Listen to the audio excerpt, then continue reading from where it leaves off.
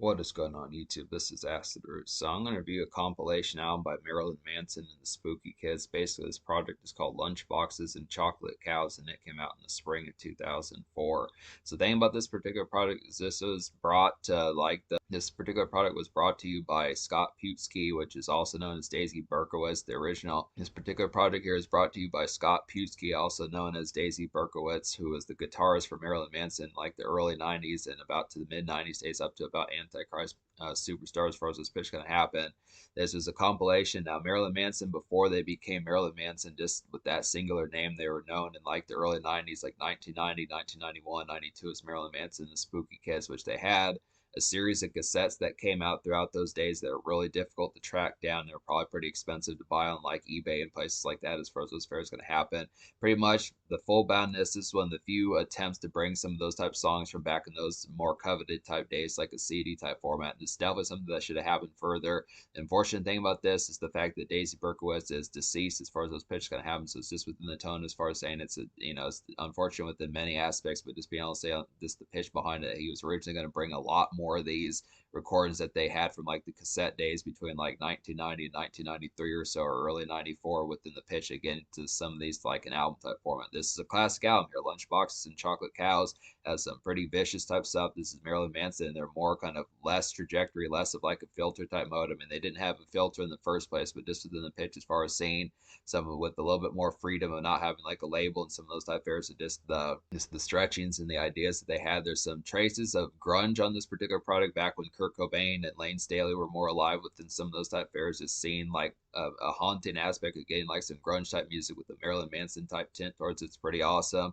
There's some early traces of post grunge on here as well. I feel like a song like Negative Through is an interesting type pitch, because there were not many songs that had that particular riffage within the tone behind it way back in 1992 when that song was made. So some excellent type pitch is going to get a lot of this here. I feel like they definitely were like some advanced type sounds for 1991, 92. It's just the pitch that they were definitely one of the ones that seemingly were responsible for shaping. I mean, they definitely did that with Portrait of American Family and Antichrist Superstar, and within certain extents like Mechanical Animals, some of those type ones, was just to the pitch. Also, like Smells Like Children from 1995 was just in the pitch, as far as saying that a lot of this particular stuff is getting like a taste of what they were up to way back when grunge was in full swing, with albums like Nevermind and Dirt and some of those type of pitches, and 10 by Pearl Jam, Dirt by Alice in Chains, Nevermind by Nirvana, some of those type pitches, which was some huge type appeals within rock music. Just some good type appeal, seeing what they were capable of doing within those pitches. So it really had some excellent flair within getting some of that. This keeps like that particular gasness about this particular product. A lot of haunting type songs in here. This that same type fold. Not many folks were really doing that apart from like basically like Alice Cooper, and to a lesser extent kind of Rob Zombie. I'd have to say some excellent type pitch going to get this here. This was kind of before they were found by Trent Reznor and Nine Inch Nails as far as those pitches going to happen. So it's just some excellent type of appeal. But the particular cassette days of Marilyn Manson, some of those type fairs in the band were just as vicious as they were in 94 and 96 in just those particular days. So this is another classic here. I recommend all 10 of the songs on this particular project here, so it's easy enough to recommend to go out and purchase with an appeal. Another classic 10 out of 10 for Marilyn Manson within those appeals, so some good type fare.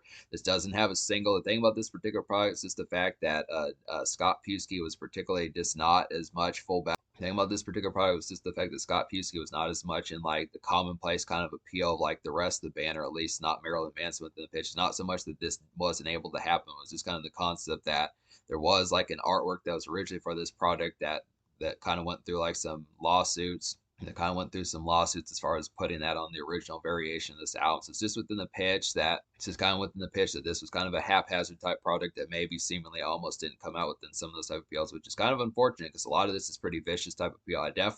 It's similar to like Eminem when you want to get a hold of like Infinite, but you can really only get Infinite on cassette, and some of those type of appeals is folks to kind of have like those products that are only available in like cassette format back in like the 90s type fashion, are just not as commonly available for like CD type consumption.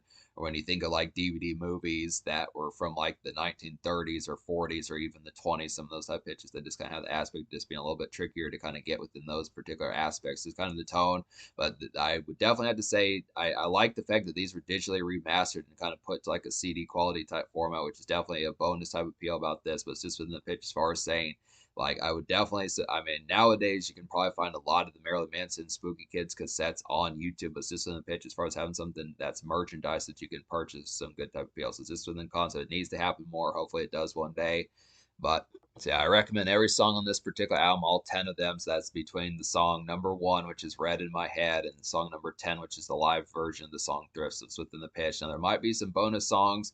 It says within the pitch that there's like a junk, and on the particular playlist I'm reviewing off this album, there's an 11 song called Junk the Magic Dragon within the pitch behind it. I just look after within the appeal. I think it's pretty much, I don't know, it just seems like a shorter type version of like the song Thrift from what I listened to briefly, but I just look within the tone. There's at least 10 songs on this product set between song Red in My Head and Thrift Live. I'd have to say this on the page. I recommend all 10 of these songs, so it gets a 10 out of 10. So talk about some of these on here, or all of these. Basically, one of my favorite songs on this product would definitely be -3. This is one of those ones I was talking about that's very trendy, especially for the fact that it was recorded back in not even 1992, 1991. It's like a brooding, kind of nightmarish, kind of early primer for post-grunge sludge, I'd have to say, of like the 2000s. I would definitely feel like here, and it's just a haunting hit to kind of get within those tones. It's good aspect. This really feels like something that you would feel like by Rammstein or one of those type folks, something like that. Just a brooding kind of post grunge type one, just typical type fashion of like something you would feel of like more gas type rock bands like Korn and Mushroom Head and some of those type folks that kind of did alternative metal within some of those type pitches. So this is a good conduct. It's been a little bit since I've been listening to like mid 2000s and early 2000s kind of alternative metal, so it's just a little bit more difficult to track down as full bound. But just folks like that, definitely folks like Korn and Powerman 5000 and folks like that and Rammstein, some of those type folks, I would definitely say just within some of those type pitches, and the others just within some of that, I'd have to say it was just good type of feel. One of the best songs on here, definitely worth tracking down for that. Scaredy Cat's a pretty nice one as well. Some of these do sound like primers for Portrait of an American Family because they were trying to get towards working on an album. That's kind of the pitches how it was back in those days, kind of in between like this early kind of formats of trying to find a label, some of those type pitches. But there are some songs on here like Red in My Head and Scaredy Cat, and to a lesser extent, kind of White Knuckles, that feel like songs like Get Your Gun and Lunchbox and Dope Hat, some of those type pitches.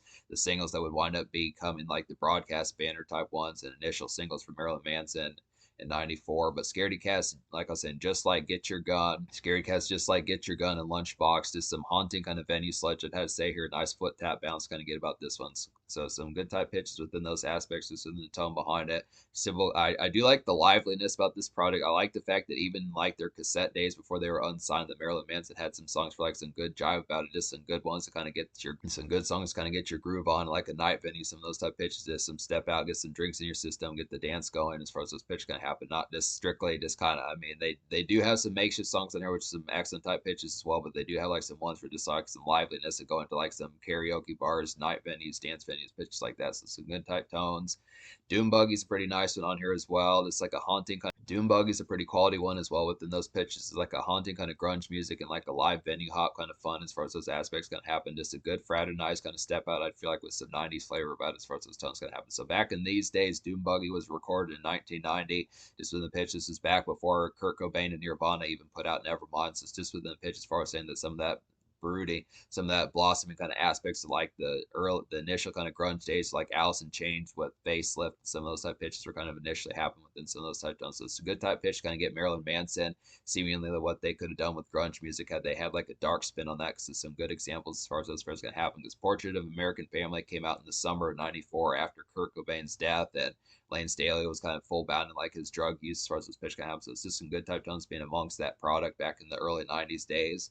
Good primer for some of that. Definitely some '90s flavor. And insect pins is a nice one as well. It's like a sunken and malaise kind of creepy outside kind of brush kind of get here. Just typical kind of early weekday push, I'd say, about this particular one. Just some good makeshift. So it's just within the pitch. It's basically Marilyn Manson in like a makeshift type sense. It's another one that feels pretty ahead of the time as far as those fairs going to happen.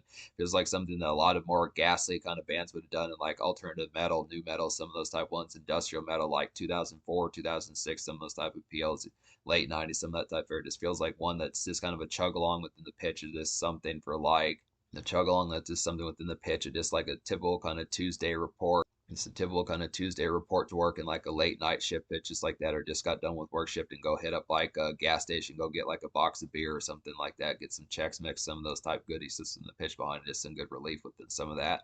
I would also say that learning to swim's like another good makeshift type song to get within some of those aspects. Is like a slog kind of head trip and like a good excitement for just got done with work shift drag. I'd have to say within some of those type tones. This one has a little bit more.